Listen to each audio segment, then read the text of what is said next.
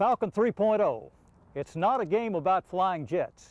It's a game about intelligent application of real-world tactics and skills in a harsh combat environment. It demands skill and discipline and a firm understanding of some combat axioms that have been learned the hard way over a lot of years. In the next hour, you'll be taking part in Fighter Air Combat Trainer, a series of lesson plans taught by a pro. They're designed to teach you how to maneuver your jet in a visual environment. So grab your manual and your joystick and pay attention to this guy. He knows what he's talking about. Okay, we've got a pair we're engaging on the nose.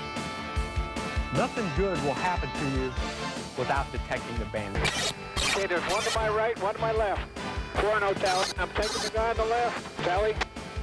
Bandit turns, we got to solve our problem. Okay, looks like he's converting on us, 2-2. I got him off the left wing at 16,000. He's about 6 miles now, second left. When you're maneuvering on a guy, you want to push him away. Okay, heads up, 200. You got one coming in. Yep, taking him from the bottom. 2-1's no joy. There is no set situation that always is the same. Fox 2 kill on the high F-15 passing through west. Left-hand turn. 2-3, you got an F-15 on your tail. You're in a bad spot if you're not shooting somebody. Fox 2 on the F-15 and a right-hand turn, 15,000. Going for Jen. Start thinking weapons. Start thinking shooting them and killing them. 2-1, you cleared in. I just killed that guy.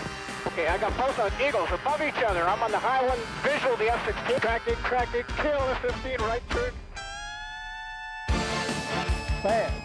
Spitfires, Sabres, Spud, Eagles, some of the greatest fighters of all time. They're all here under one roof at the United States Air Force Museum just outside Dayton, Ohio. Hi, I'm Colonel Phil Hanley, United States Air Force retired. It was my privilege to fly a few of these planes. Just what is it about these great fighters that makes them seem bigger than life? Is it their performance? The fact that they're powerful and maneuverable means they can put on a great air show, but so can a Pitts S-1. The difference is that the Pitts was built for that purpose. Fighters weren't. What fighters do in air shows are nothing more than byproducts of their mission. These are instruments of war built for the single purpose of destroying enemies and their equipment. A risky business, and therein lies their mystique. Today, Pete Benani, who's a current F-16 IP and weapons officer, is going to talk about a family of maneuvers for 1v1 aerial combat. In today's lexicon, they're called basic fighter maneuvers, or BFM. In the past, they're known as dogfighting techniques. But regardless what you call them, they're as applicable to the old Sopwith Camel that sits in that building as they are this F-16 that Pete flies for the Virginia Air Guard. They're the blocking and tackling of aerial combat. And in the fighter game, if you can't fly good BFM, you'll never amount to a hill of beans.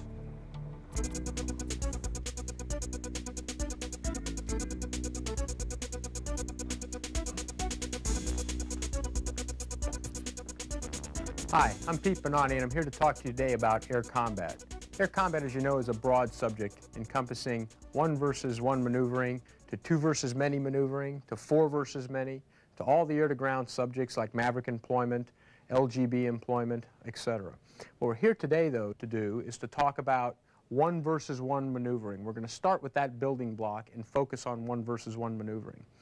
Before we start into our subject matter, we'd like to talk about the objective of this whole academic presentation, and those objectives are contained in what we call DLOs, or desired learning objectives.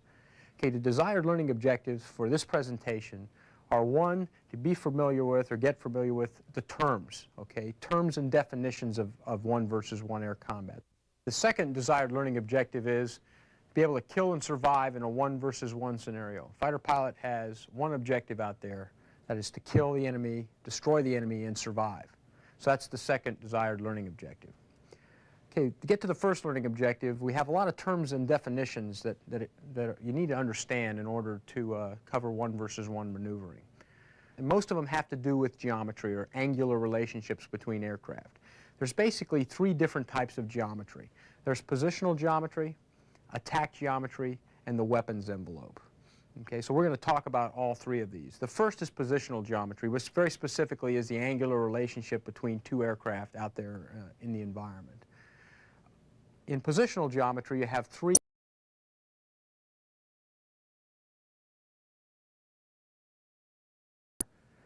heading crossing angle or angle off, range, and aspect angle.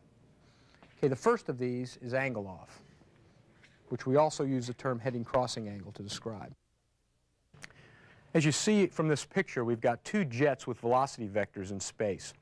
The F-16's heading this way, and we've got the Fulcrum going this way. The difference, the angular difference between their headings, measured in degrees, is what we call angle off.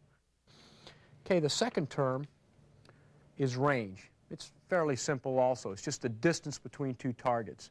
Normally fighter pilots talk in range in terms of nautical miles, okay, which is 6,000 feet. So it's outside of 6,000 feet, you talk nautical miles in tenths. Inside 6,000 feet, you talk in terms of feet.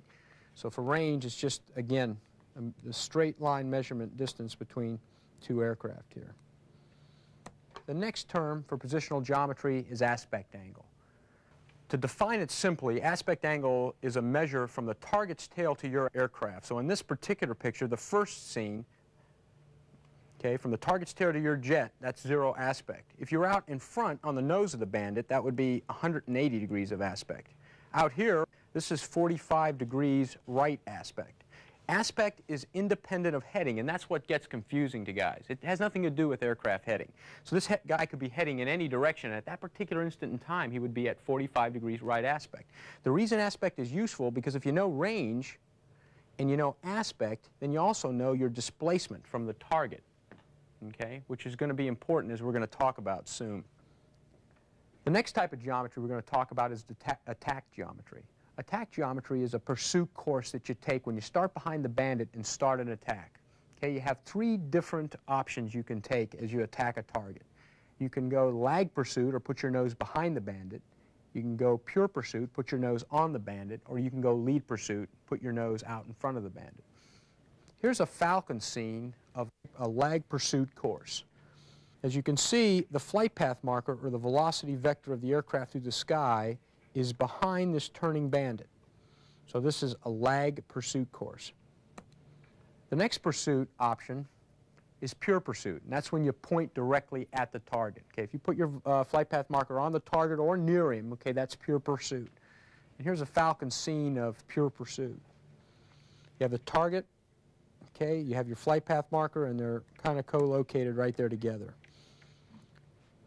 So here the fighter is flying a pure pursuit course. Now, if you took that same flight path marker and drug it out in front of the target, okay, that would be lead pursuit, okay, a lead pursuit course. So what are your attack pursuit options? We started out behind the Bandit, okay, and our pursuit options were nose behind, lag, okay, nose on pure, nose out in front lead. And you can see what that does in terms of your heading crossing angle. If you maintain a lag pursuit course, right, you're going to maintain more or less a constant heading crossing angle. If you pointed them all the way in, what's going to happen? You're going to end up with increasing heading crossing angle. Lead pursuit course will tend to solve your heading crossing angle problems given the fact you can maintain your nose and lead.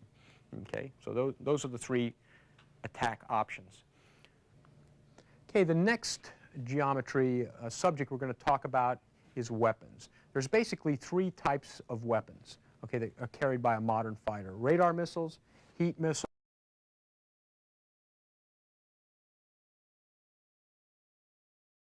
category of missiles, and we'll look at the weapons envelope. The weapons envelope is just this area around the tools and the gun, okay?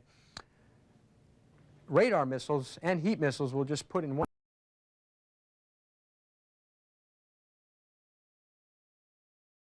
target where we can enter and be in parameters to shoot a missile, okay? That's this area here. The minimum range, if you're inside here now, you can't shoot, is called R-min. The outside range is called R-max, and the area in between is normally dictated by the type of missile you have and by what the target's doing. Okay, if you have like an AMRAAM or a long-range missile, it grows, and if you have a heat missile, then it would be smaller. Also, if the target's going faster, okay, that would make this particular area out front grow. It would also make this area shrink if you were behind, because now if you were shooting somewhere in the front, the missile could get there easily because the envelope would grow in the front because of his speed. But if you were trying to shoot him from behind, if he was going faster, okay, that would shrink R-max in the rear because now the missile has to go faster to catch him. The gun is the next weapon, and the gun is different from missiles in that obviously they don't guide. They're unguided projectiles. You fire the gun, it goes out there, hits the target, or it doesn't. Okay? So the gun envelope isn't a donut, it's just an area around the target. You have the maximum range out here, okay, in the front. For most gunshots in an F-16, it's probably somewhere around 4,500 feet, and in the rear it's probably somewhere around 2,500 feet. But again, there's no min range because it's just a bullet. Anywhere in there you could shoot the gun and hit him. Now you got to realize if you're taking a shot really in close, you can end up wearing part of his aircraft, you know, if you hit him, you know, and I've seen that on the dart. You know, guys hit the dart inside 1,000 feet and pieces of the dart, you know, rain all around their aircraft. So you got to be careful, but there's no arm in that the bullet will still kill him. Might kill you too, but the bullet will still kill him. We have just covered terms and definitions used to define the geometry of air combat. We have discussed three basic types of geometry: positional geometry, attack geometry, and the weapons envelope. Positional geometry is the angular relationship between two aircraft and consists of angle off, range, and aspect angle. Attack geometry consists of the pursuit options that can be taken by the offensive fighter. These pursuit courses are lag pursuit, pure pursuit, and lead pursuit.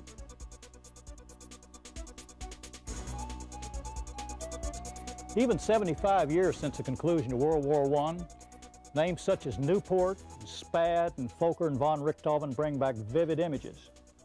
It was the birth of fighter aviation.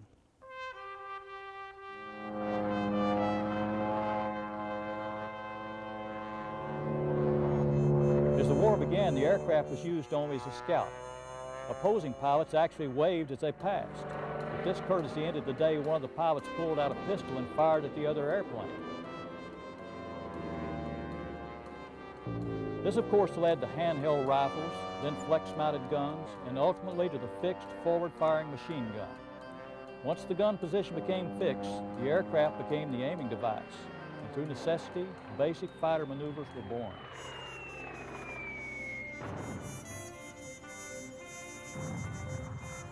So when Pete talks about Lufberries and Immelmans, those aren't just arbitrary titles. They're the names of the men that invented the maneuvers. Finally, lest you think these crates were simple to fly, consider this aircraft, the Sopwith F-1 Camel. It's a matter of record that it shot down more enemy planes than any aircraft in the war. However, it's also a matter of record that more pilots were killed learning to fly it than died at the hands of the enemy.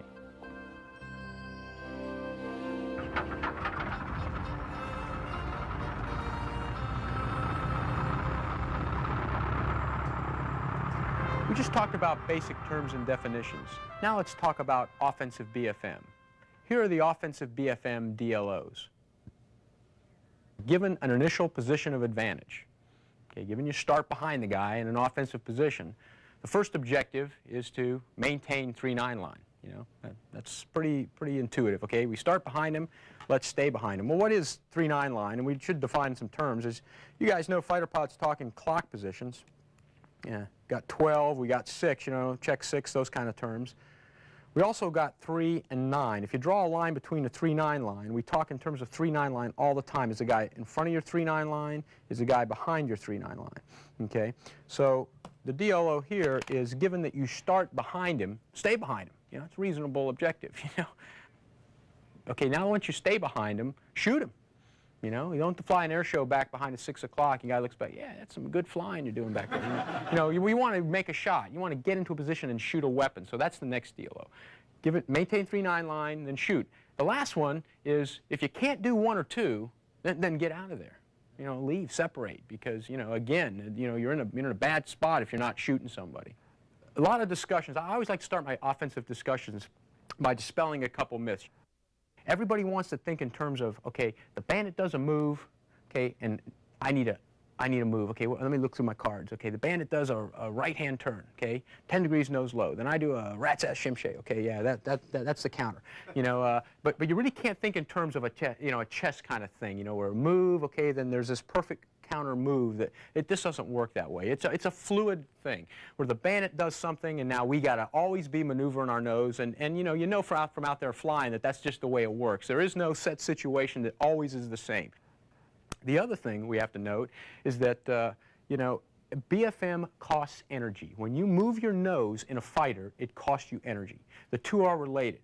The object of BFM is exchanging energy, which is aircraft altitude and airspeed, okay, for nose position. That's what we're trying to do. We've got the jet flying along with a certain, Mach on it, certain amount of knots, smash on the jet. We've got a certain amount of altitude. Now we're going to exchange that. We're going to spend it to move the nose. Okay, it's going to cost you. Now, when you go straight, you can gain it back. But there's a relationship between the two. The other thing you have to note about BFM is it's not flown in the present. BFM is flown in the future.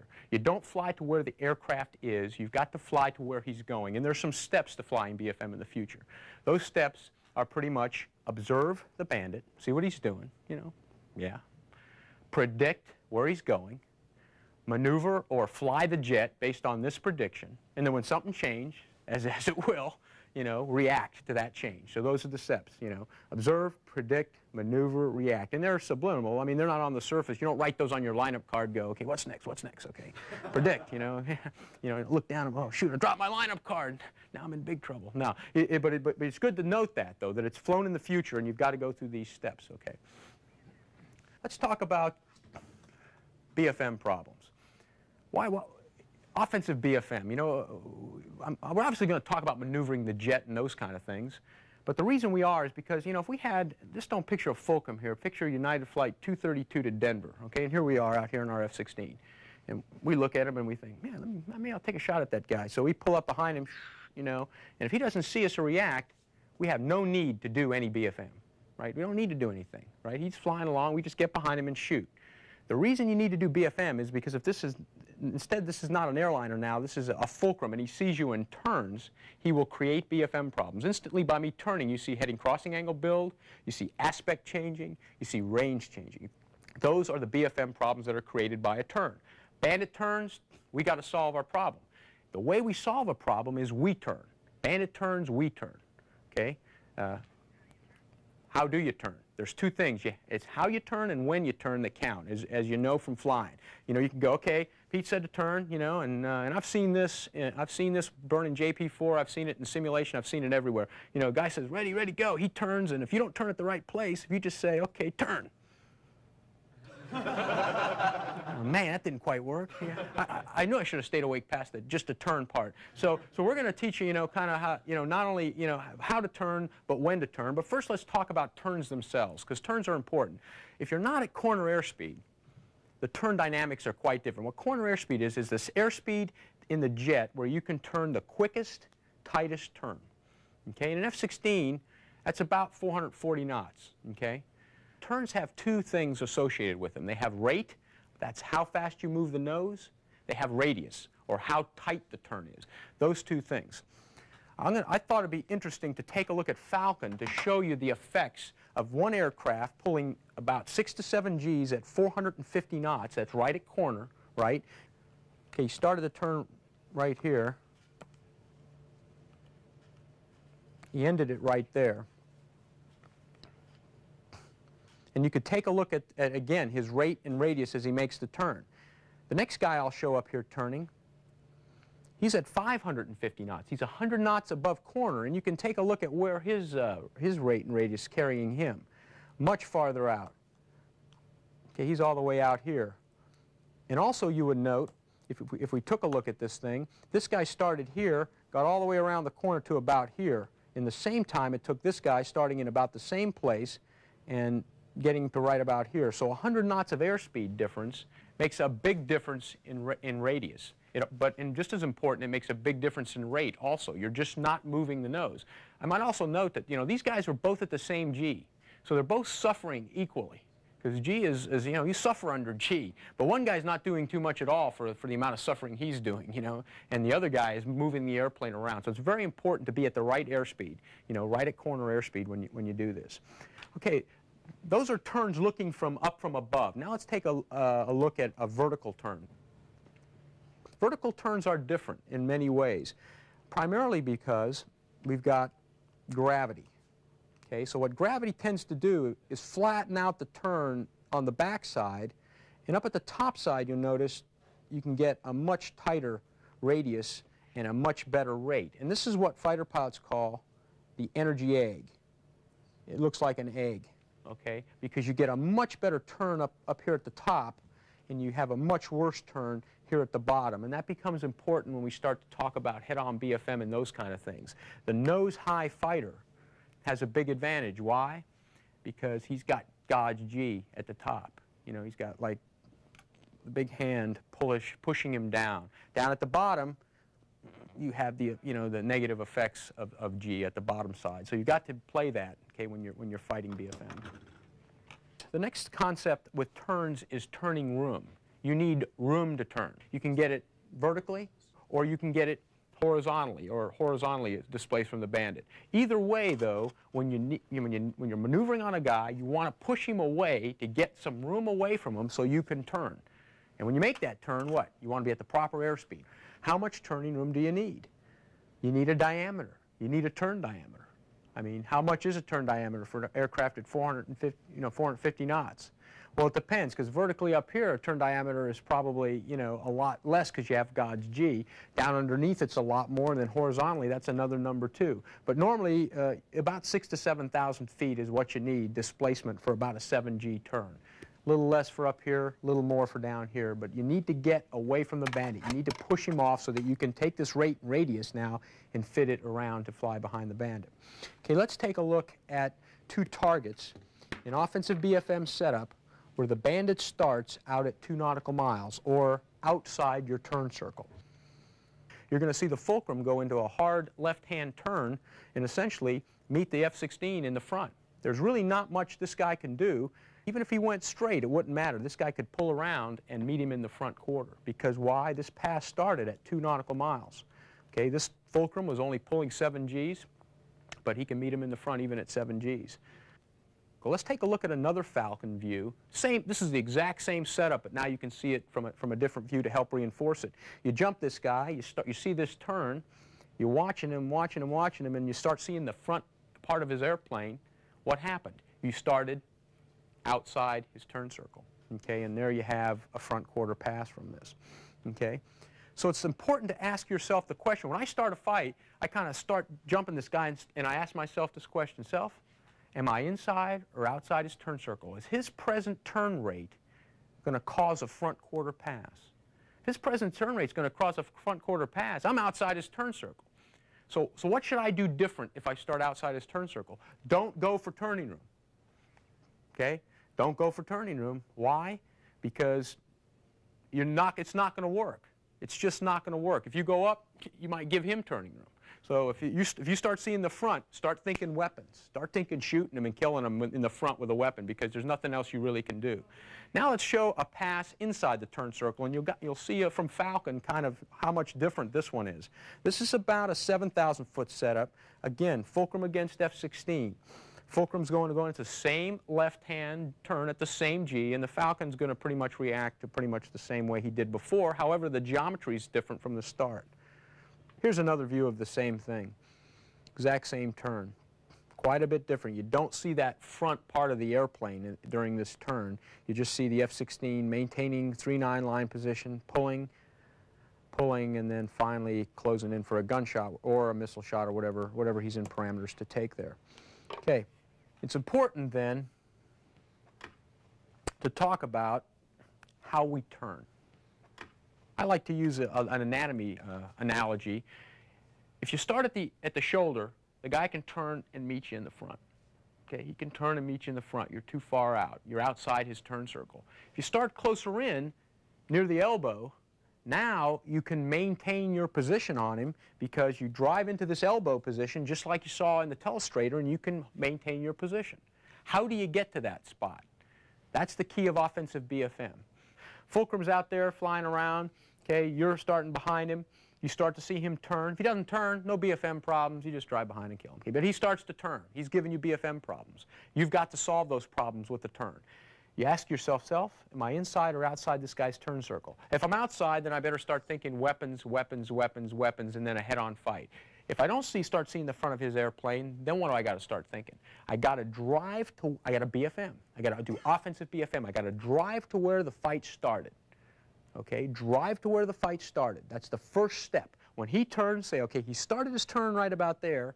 I remember this discussion of getting to the elbow, so I'm going to fly to the elbow. I'm going to drive to where the fight started, and then I'm going to start my turn when I see the line of sight rate start to increase. Okay, the fulcrum's going to turn, and at some point he's going to start to turn rapid. When that line of sight rate increases, that's when you want to start to turn. And I've sat there in the back seat of D model and B model F-16s and seen that place come and go, and we're still driving, you know, because the guy, it just takes time to figure, you know, we're driving along, and there's a line of sight rate. Nobody's turning. Turn, turn, turn, turn, turn, you know, too late. We turned too late. So I've got a crutch. At 30 degrees off the HUD, that's when you want to start your turn. And if you turn right there, you make your turn, you drive your flight path marker to a lag pursuit, 2 ship widths back, and you just hold that lag pursuit course, hold that lag pursuit course, hold that lag pursuit course until you get to 3,000 feet. Remember, BFM is an exchange of energy for position. So you're spending knots for nose position all the way around this corner. When you get to 3,000 feet now, the fulcrum's slower and you're slower, and now at 3,000 feet, that's the turn diameter. That's when you want to now pull the nose onto the target and take your gunshot. One note of caution as you pull your nose on them. When you get your fuselages aligned, what controls overtake when your fuselages are aligned? Your left hand, the throttle. Okay, out here, you can do it with nose position. You control your overtake with nose position. When you get your fuselage aligned, the only thing that controls overtake is this left hand. When you start seeing low aspect, low heading crossing angle, you got to use the throttle, look at, you know, boards, whatever you need to control that. So now we're right in for a gunshot now on the guy. We were at 3,000 feet, we pulled our nose on him, and we'll just show that here in Falcon. The guy has flown effective BFM. He got into 3,000 feet, his nose was in lag as you saw, and now he's pulling his nose up to the target once he gets to 3,000 feet, taking the gunshot and getting the kill. Now note, all gunshots have one thing that characterizes them, and that is the gun cross must be put right off the nose of the aircraft. If that aircraft jinks, then take the gun cross and move it to the new position. Okay, aircraft makes a move, take that gun cross and always keep it, just project a long pitot boom off the target and put that gun cross right on that pitot boom. If he jinks, put the gun cross up there, and then let the funnel catch up. First move the gun cross, because that's the true departure line of the bullets. Next, play the funnel to make the shot. Offensive BFM is the series of aircraft maneuvers we use to stay behind an opponent and ultimately fire missiles or the gun. In our discussion of offensive BFM, we talked about the need for being inside the bandit's turn circle before maneuvering for turning them. We also discussed the steps for driving your jet into gun parameters. Remember, offensive BFM is not a set-piece move-counter-move event, but rather a series of fluid maneuvers flown in the future, not to where the bandit is, but to where he will be.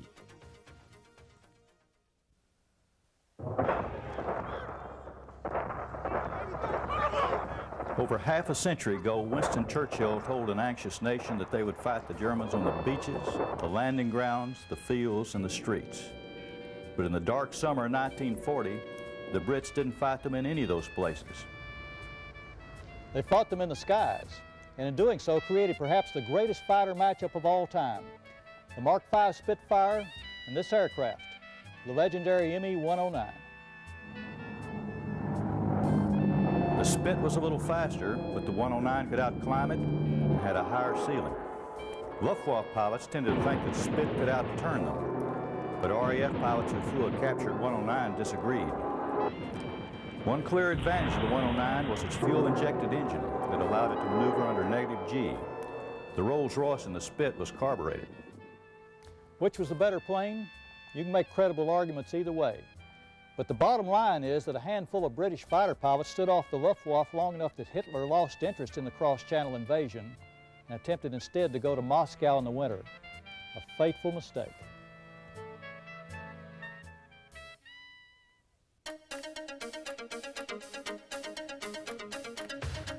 Okay, next up is defensive BFM. You know, we talked about offense where we started with initial position of advantage. Now we're going to talk about defense.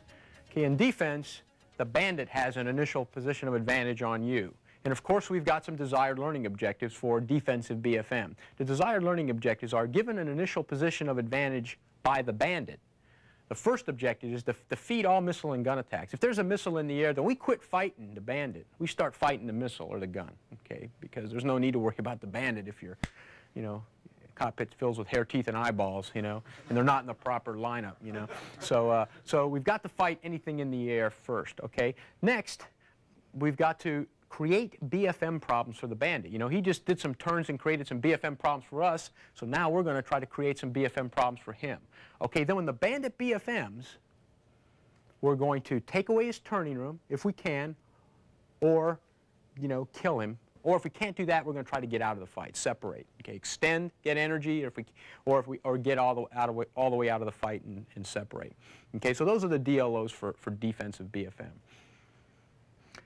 Nothing good will happen to you without detecting the bandit. There's 3 ways to detect bandits, basically. You can do it on radar, which we're not going to talk about in this particular block of instruction. You can do it with threat warning system, and the other way is visually. First, the way we're going to talk about is threat warning system. You see Falcon here, a Falcon cockpit shot. It looks similar to the A model or a C model F-16. You've got now a bandit at 6 o'clock showing up on the threat warning system. So that's one of the ways you get him on threat warning. And you might say, well, that's not a great way, but it's better than, you know, better than not detecting him at all and end up getting ambushed. Okay, so that you need him to detect him. The other way to do it is visually. Here we have a guy driving along, and we've got a bandit at deep 6 o'clock. So visually is the other way. Now, could you see this guy if he didn't have his radar on, looking from that shot? Probably not. But you know, your wingman. That's why you have wingman, because you know he can see more plan for him. You know, a needle-nosed target is a tough target to pick up at your 6 o'clock because there's just not much to see. But a wingman looking back will be able to, you know, see that vertical stabilizer and see some plan for him. So the wingman might be calling you to turn. Okay, so visual is the other way. Okay, we talked about a bandit, right, that started 2 miles out in front of you. You know, and he made this defensive turn. You know, we can do the same thing to him. We detect a guy farther enough back. We need to turn hard to meet him in the front. How do you do a defensive turn? When you detect somebody's behind you, you just take your lift vector, okay, roll the jet, put your lift vector right on the target. Okay, the lift vector comes straight out the top of the airplane, okay, and you take that lift vector, you put it right on the target, and you pull. Hopefully, you will get a front quarter pass out of it if the fight started with a bandit outside your turn circle. Let's take a look at that in Falcon. Here's the F-16, 01 out front, fulcrum behind. Okay, and again, you've got this long-range setup, this 2-mile setup, and you can see the effect of the turn. Just a good, hard F-16 turn at corner velocity, bang, a head-on BFM pass rather than a guy staying behind you, okay? Let's take a different view of that same maneuver. You're driving around, see the bandit behind you, put your lift vector right on him. Here's about a good 7G lift vector on pull. You notice his lift vector is right on him the whole time, and then you get a high line of sight rate pass, a high angle pass at end game. Okay. What happens when the bandit doesn't start at 2 miles? So we started with the easy one. Guys at 2 miles, you pull, bang.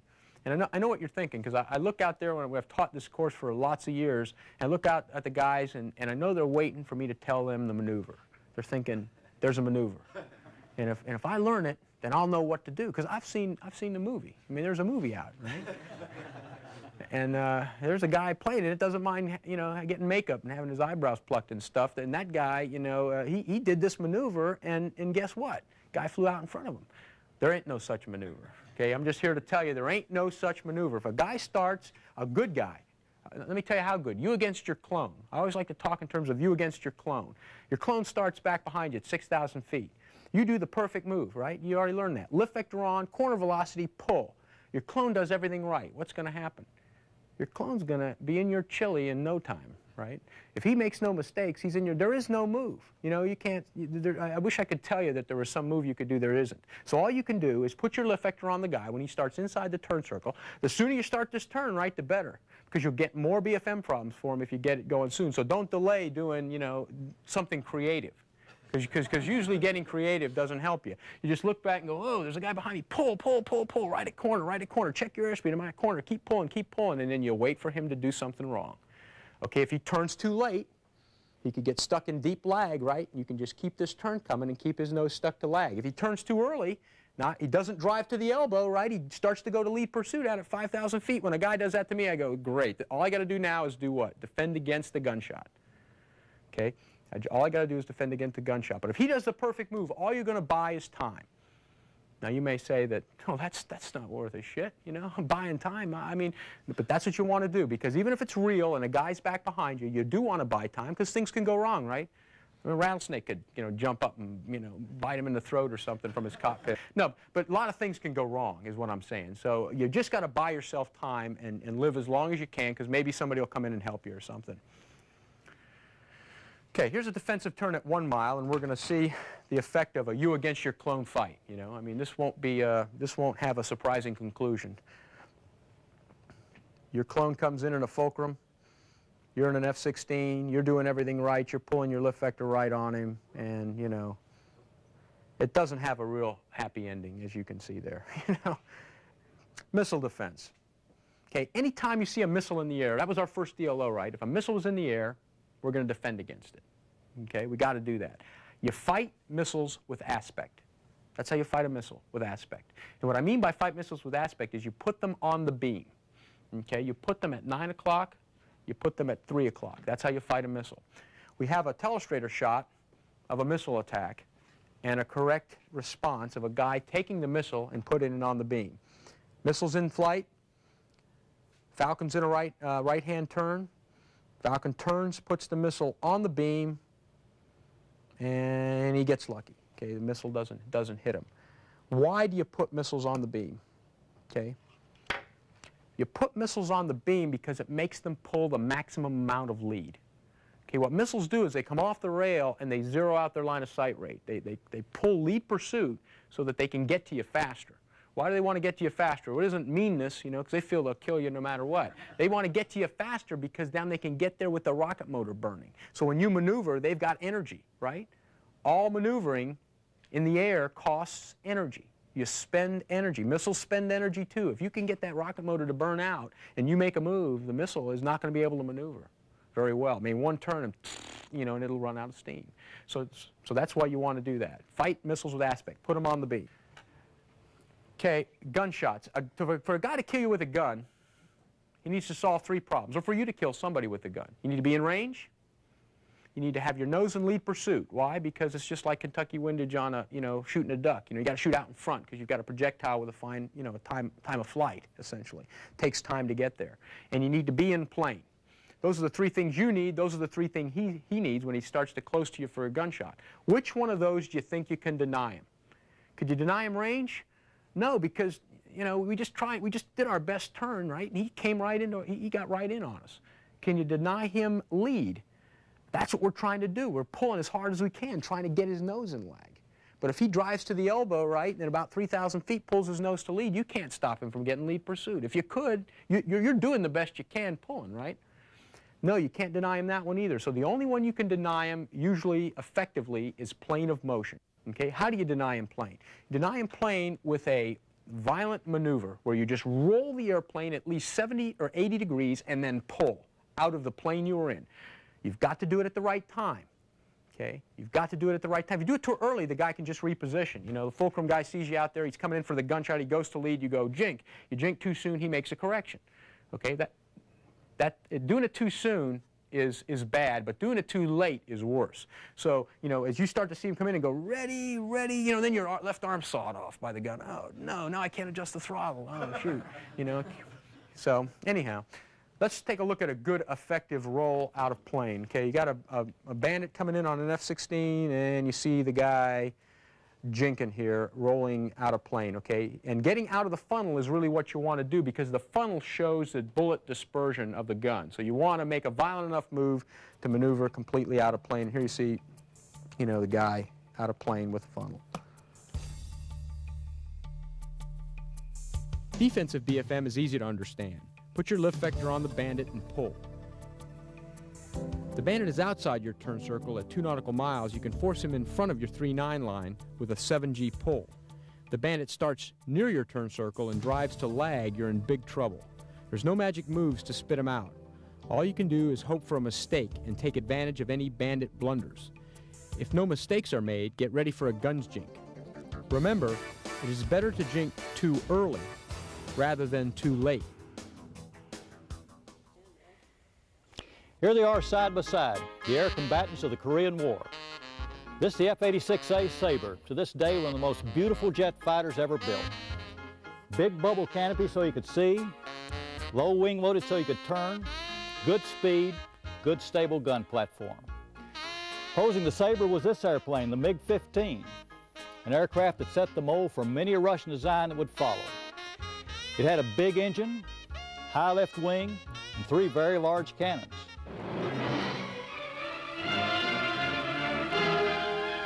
Now for MiG Alley. The end result was that this relatively unsophisticated fighter could outturn, outclimb, and out-accelerate the Sabre. The matchup was a blowout, over 10-1 for the 86, mostly because of the skills of the Sabre pilots. Missiles weren't around then, so there were no BVR engagements.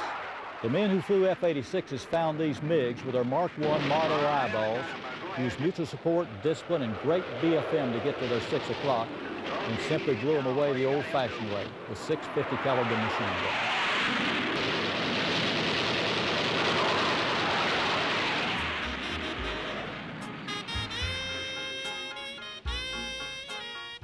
We've just talked about defensive BFM. Now let's talk about head-on BFM. Here are the head-on BFM DLOs. Given a head-on pass, okay, given a head-on position on the bandit, first thing is to kill the bandit, okay? Employ weapons if you can. Next is to BFM and gain 3-9 line position on the bandit. Okay, that's the next thing we'd like to do. Given we can't kill him at the pass or whatever, do some BFM and gain 3-9 line. The next thing, or the last DLO is, if you can't do those two, leave. Okay, and you notice that's a recurring theme. You know, if you can't really do the objectives, okay? We start talking about head-on BFM. We talked earlier about how we exchanged P sub S energy for position. Here's my knots, I want position. Well, here's the thing you're going to have to ask yourself. When you pass a guy like this, it took a lot of BFM when you started behind him. And it took a lot of energy to kill him. Well, you can imagine now when you start like this how much time and energy it's going to take. Okay, this is a 1v1 BFM discussion, so we're not talking about time. Time is tactics. You can think of time as tactics. We're not going to talk about tactics. We're just going to talk about, now, okay, we're committed to fight, so we're going to fight. But I will throw out, though, when you pass a guy head on, you've got to think very seriously that, do I really want to fight this guy or not? Because it's going to take a lot of time to kill him. Now, you may not have a choice, right? You may be defending something or someone, in which case now the tactical choice is made. You've got to turn and fight. You've got an AWACS back there. So there may be a tactical reason, you know, why you have to turn and fight. But you really got to ask yourself, it's going to take a lot of energy to do this, okay? A fighter pilot, when he gets in a fight, has got to think in terms of his escape window. And I'll just bring this out briefly now. An escape window, I always think in terms of an escape window, my safe path out of the fight. If I jump a guy and I'm 2 miles back and he doesn't see me, I have a huge escape window. At any time I can take my jet, fly through that window, and get out of this fight, okay? The window's huge when you end up in a fight. You know, I like to draw a window just to show you the effects. If you start behind a bandit that doesn't see you, that window's huge. Okay? If you start head-on on a bandit, okay, that escape window's still big. We can fly our jet whoosh right out that window and get away. Okay? Once you start this turning fight, once you start this groveling, okay, once the spaghetti starts to spread all over the place, all over the sky, that window closes down, and it closes down rapidly, because as you expend energy, the window closes. As you turn, every 90 degrees you turn, your situation awareness goes down of what's going on around you. Okay, if you're fighting this one guy and you're in this food fight with him going round and around, you don't know what's going on around you. You're just fighting this one guy. As your situation goes down, as your energy goes down, your escape window closes down. Your chance to get out of the fight, you lose that chance to get out of the fight. Okay, so now we've got several choices when we go out and pass this guy and we're committed to fight. Let's talk about some terms and definitions here of a head-on pass. Here we're going to show a one-circle fight, because you always hear in head-on, one circle, two circle, those kind of things. Here we have a one-circle fight because what happens is both targets turn and their circle is on the same side. You had a fulcrum turning right, an F-16's turning left. This is what we call a one-circle fight because the radiuses are on the same side. Okay, that's a one-circle fight. Okay. If there's a one-circle fight, then there's got to be a two-circle fight, of course. And what happens there is both guys turn into each other. They both make, like on a left-to-left pass, they both turn left. And you can see that here on the telestrator also. Fulcrum versus Falcon. You're going to pass head-on again, and both guys will turn, looks like left. What happens here is you've got two circles. Okay? That's a two-circle fight. Let's talk about why you'd want to do one or the other. You'll notice in the one-circle fight, when this guy turned this way, it ended up being a much tighter, you had one guy turning like that and the other guy, turning the same way. You end up with this range being a lot tighter. In a two-circle fight, as they come together, this range that you come head-to-head is a lot greater, okay? So what tactical implication does that have? Well, if you're fighting, let's say you ran out of missiles, and you're fighting a guy that still has missiles, heat missiles, and you probably want to try to fight a one-circle fight against that guy. You probably want to jam. You probably want to get inside arm in, right, and stay there. Boy, I don't want to get outside arm in on this guy because I ain't got a missile. All I got's a gun. There's no arm in for a gun. I want to get inside his arm in for his missile and stay there. The same thing will happen to an airplane that doesn't have a head-on, shooting capability. Like if you fight a MiG-17, MiG-19, guy can't shoot you in the face, he's probably going to want to take you one circle. He's going to want to take you one circle because he can jam your missile. Okay, two-circle fight, just realize you're fighting a fulcrum and the fight goes two-circle. What's going to happen here? You're both going to have a shot opportunity here, so you got to be careful. Got to be careful in here. He can shoot you also. So a two-circle fight basically gives you more room away from the guy. The other option we have is we can go flat, one circle, two circle, we can go vertical, right? We can go into the vertical. Normally a vertical move in an F-16 is never done at the initial pass. It's usually done after we turn one way or the other. And most all fights are two-circle fights because we do want an opportunity to shoot them with the mic. We pass, we want to turn, try to get around and take a shot at them with the mic. And most head-on fights, if they're similar airplanes, right, starting at similar energies, Fulcrum versus, F-16, what's going to happen? It's just going to end up being get lower and slower in this grovel. Okay, as we spend energy for position, lower and slower in the grovel. At some point in there, though, you can take the fight vertical. Okay, you can use that energy egg we talked about. You can take the fight up into the vertical, okay, and that's another option. The time I use the vertical is when I go out there and look up at the sun and say, there it is, right in front of me. Because if I get that sun lined up and create a shadow in the cockpit, and that guy's down from that shadow, well, guess what? He doesn't see me. He doesn't see me. I'm in the sun. Anytime I line that bandit up with the shadows, if I see that high sun, that is one time I'll go up. Most times I don't go up. Because if you go up, you got that cold blue sky and the missile. You're a hot target among that cold blue sky, so I don't like to go up. Normally I'll keep the fight two-circle. To review, a fighter pilot has several options during a head-on pass. The first and foremost option is to take a shot, if you can, at the bandit. If the bandit doesn't blow up, you should think carefully about your escape window. The ability to leave the fight is biggest right at the pass. If you decide to turn, you can turn away from the bandit or into the bandit. Depending on which way the bandit turns, this will cause a one-circle or two-circle fight. A two-circle fight will give you, and possibly the bandit, a better chance at a head-on missile attack. A one-circle fight will tend to jam both fighters inside minimum range for a heat missile shot. Remember, it will normally require a lot of energy to convert a head-on pass into a shot.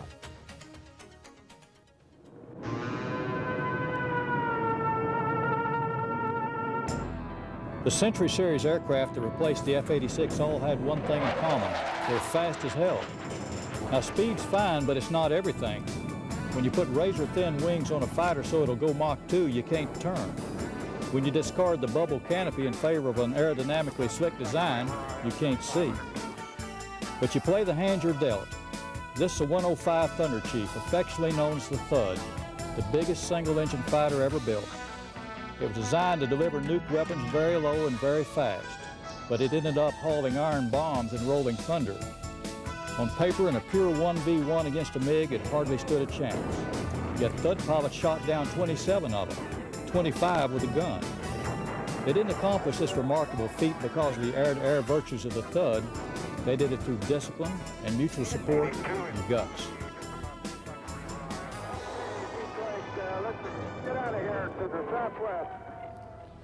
It's been said that the really great fighter pilots possess three traits: hands, head, and heart.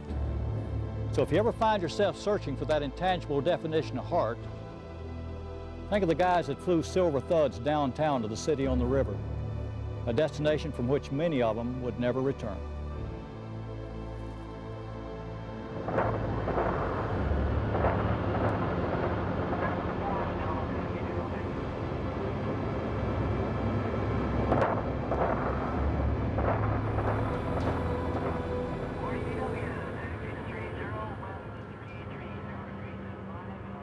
So now we're going to take some questions from a Falcon users group called the 510th Tactical Fighter Wing.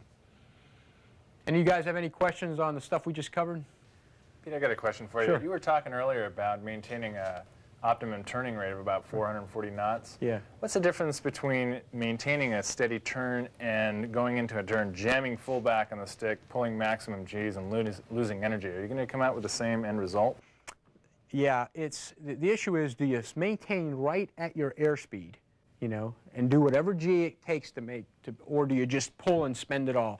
On almost every case that I gave you here, when you're on defense, you spend it all, because the concept is, why die with a 50 extra knots? You know, I mean, you know, it's just like, you know, you get to heaven, you say, hey, but I got 50 extra knots. Nobody cares up there, you know, or wherever else you go. You know, how many knots you had on your jet when you get killed, when you died. So we really don't care. So really, when you're on defense, you just spend it. But on offense, that's a very good question, because really, when you're driving here, remember I said you're going to put your nose in like pursuit? Well, a couple ship whiffs back, I mean, that's not very precise. So right in there is where I like to maintain my airspeed. I think that's an excellent point, because when the guy's behind you, you just turn. Okay, but when you're head-on, or when you're on offense, now you can play that turn. There is no need to just spend it all.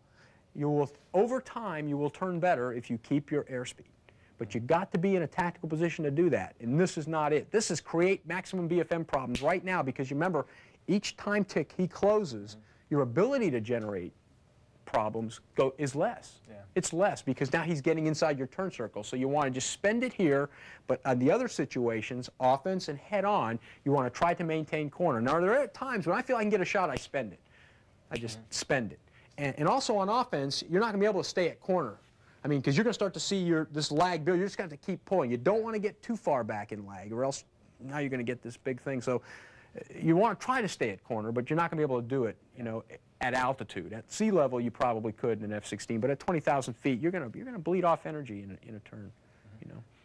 Okay, next question. Yeah, I've got one. So when you get to that control position, if the Bandit starts doing the scissors, do you recommend trying to get slower? Yes. At that point? Yes. Yes, you've got no choice but to get slower. When you start to see this low heading crossing angle, you control your overtake with throttle. And we have a guns defense out now. It's the most current rage to sweep the F-16 community, called the Snake. And where a guy just does a snaking guns defense. He's pulling and he's doing a subtle throttle changes with each move of the snake. He's snaking, you know, and then he turns and rolls and he kind of snakes back the other way. And each time he's slowing down, hoping that you're getting bored in on him, and whoa, now we're into this, you know, a scissors situation. So the answer is yes, you have got to slow down. You don't care. You're going to kill him. You want to kill him, because once you kill him, now you can speed up. You see, so you don't want to just say, well, I want to maintain my energy. I want to maintain my energy. I want to maintain. Oh, good. I'm glad I did. Now I got a good defensive turn to do. You know, you don't want to do that. Use your throttle to stay behind a guy. Because once you're committed, I said, your escape window's closed. You got to kill him. So you just have to do with left hand whatever you have to do to kill him. Pete, why is it that in offensive BFM, the yo-yo maneuver is taken away from us?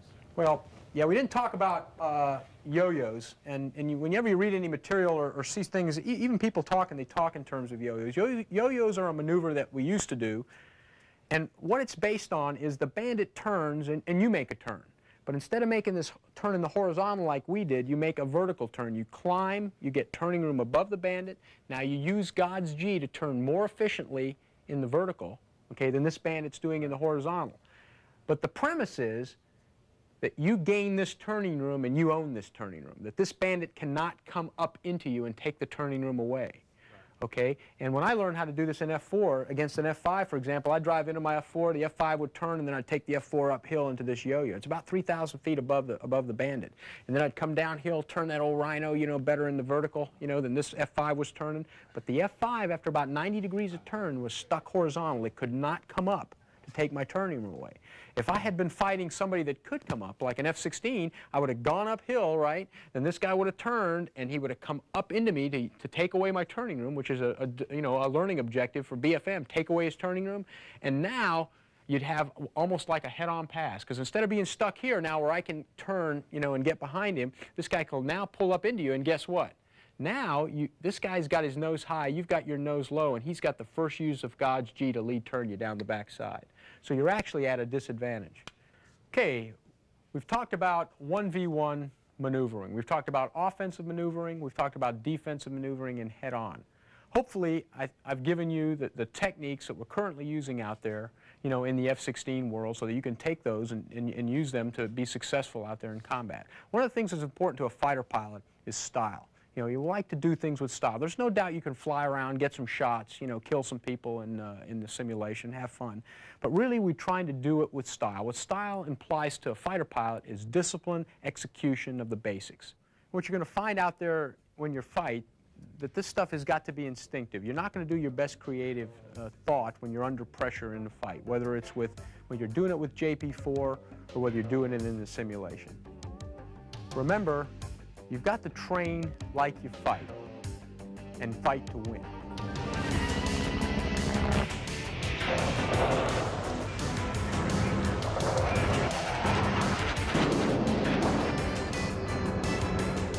A lot of people who watched the Gulf War on TV concluded it was technology alone that carried the day. Oh yeah? What about this A-10, affectionately known as the Warthog? A plane so slow it's been referred to as like flying your own crop duster with a gun. But in the hands of capable pilots that use mutual support and discipline and the ability to strafe over 90% with a 30mm Gatling gun, it literally ripped the guts out of Iraqi's armor. But that was air to mud. What about air to air? The F-15 Eagles blitzed the Iraqi Air Force 31 zip. Now the F-15 is a great air superiority fighter, but let me tell you, a MiG-29 is no slouch.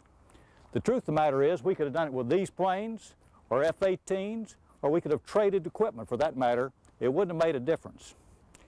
By all indications, the F-22 that's coming online is a marvel. But you can rest assured that someday, somewhere, someone's going to step up with a worthy opponent. Years ago, the great World War II ace Adolf Galland wrote, "Only the spirit of attack born in a brave heart will bring success to any fighter, no matter how highly developed it may be." That's still true today. For in the fighter game, Lockheed and GD and Mac Air build great airplanes, but men still win wars. 2-1 copies, 24510, no joy. Okay, we've got a pair we're engaging on the nose. Copy 18, same direction. Okay, there's one to my right, one to my left. 4-0 Tally. I'm taking the guy on the left. Tally. I got a contact 42 on his contact 44 left for 6. Contact hard. Okay, looks like he's converting on us 2-2. I got him off the left wing at 16,000. He's about 6 miles now, second left. I got the Eagle going up. Disregard, disregard. Target is friendly. 6 is clear. I got an Eagle belly up to 2-1. 2-3. Confirm you're engaged. Coming up hill on an Eagle. 2-4 engaged. Yeah, we're engaged. After that, we're directly above you. Coming back to the west. 2-2. Heads up. We're above the fight. 2-1. Directly above you now, 2-2. Humphrey, can you take that guy? Can you take him? 2-2.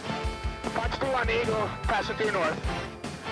Okay, heads up, 2-1. You got one coming in? Yep, taking it from the bottom. 2-1, no joy.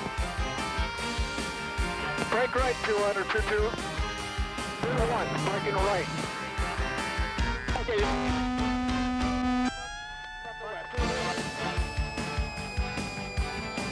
Going at your 6. Fox 2 kill on the high F-15 passing through west. Left-hand turn. 2-3, you got an F-15 on your tail. This is Corpus on guard, Roscoe 1. Fox 2 on the F-15 and a right-hand turn, 15,000. Don't forget. 2-1, go ahead. 2-1, you're cleared in. I just killed that guy. Okay, I got both on Eagles above each other. I'm on the high one, visual the F-16. Tracking, kill F-15, right turn at past the west. Okay, RG-21, status is this. You shot down all of the F-4 air-to-air aircraft. Understand on the F-14s? The F-14s and the F-15s. All gone. And have they departed the area? Negative, they're still in the area, but they understand that they're all dead. Yeah, that's what we understand. Thank you.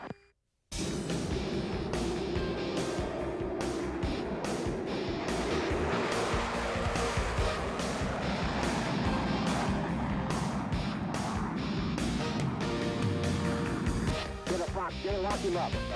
Lock him up. Hey, shoot him, back shoot. I